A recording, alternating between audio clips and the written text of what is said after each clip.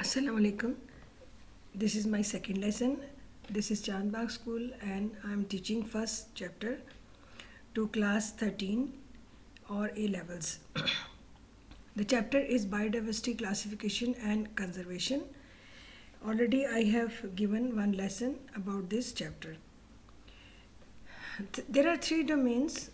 That means all the living organisms, they are placed in three major groups, and these largest major groups, they are given the name domains. So first domain is bacteria that I have explained in the first lesson. Second domain is archaea and third domain is eukarya. In this lesson I will explain about archaea. I have given a diagram of a eukaryotic and a prokaryotic cell. You can see that prokaryotic cell, it is bacterium, and eukaryotic cell is an animal cell. So bacteria and archaea are prokaryotes. Today, because I am explaining archaea and already I have explained bacteria, so both of them they belong to prokaryotes. All eukaryotes are placed in eukarya. It will be in my next lesson. Domain archaea. Archaeans are also prokaryotic as their cells have no nucleus. This is their general character. Their range of size is similar to that of bacteria. Many inhabits extreme environments. That is their general character. Mostly all these three characters are present in archaeans. Now, domain archaea, the characteristic features of archaeans are cells with no membrane bound organelles. That means they don't have any Golgi apparatus, no mitochondria, no chloroplast.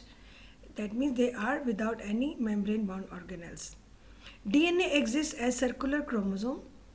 It is same as bacterium, directly present into the cytoplasm, and does have histone protein associated with it. Histone proteins which are present in eukaryotes complex with the DNA. This is the character of eukaryotes. That means in archaeans, the presence of histone proteins is one of the characters, that is the character of eukaryotes. Smaller circular molecules of DNA called plasmids are often present. So this is the character of prokaryotes. It was also present in a bacteria. Ribosomes are smaller than in eukaryotic cells. That is 70s, same size of ribosome was present in the bacterium. But they have features that are similar to those in eukaryotic ribosomes, not to bacterial ribosomes. That means they have the 70s ribosomes similar to bacterial cells, but their characters are, or features are, or working is same like that present in the eukaryotic ribosome, not like bacterial ribosomes. Cell wall always present but does not contain peptidoglycans. If you remember, the presence of peptidoglycan is the character of the cell wall of bacterial cells. So that means they have a cell wall which is always present but without peptidoglycans. Cell divide by binder fission, not by mitosis. So binder fission, as I explained you in the previous lecture, simply the DNA replicates, chromosomal DNA, okay, and make two copies, and in the center of the cell wall, just divide one archaean or one bacterium into two cells. This is called simple binder fission. In mitosis, there are 4 stages and spindle fibers are present, centrioles may be present, prophase, metaphase, anaphase, and that is a very complicated process. So archaeans, they divide by binder fission.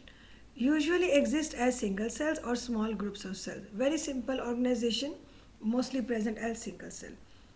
The metabolism of archaeans is similar to that of bacteria, but the way in which transcription occurs has much in common with the eukaryotes. So this is the end of this lesson, and inshallah we will continue with eukaryotes in the third lesson.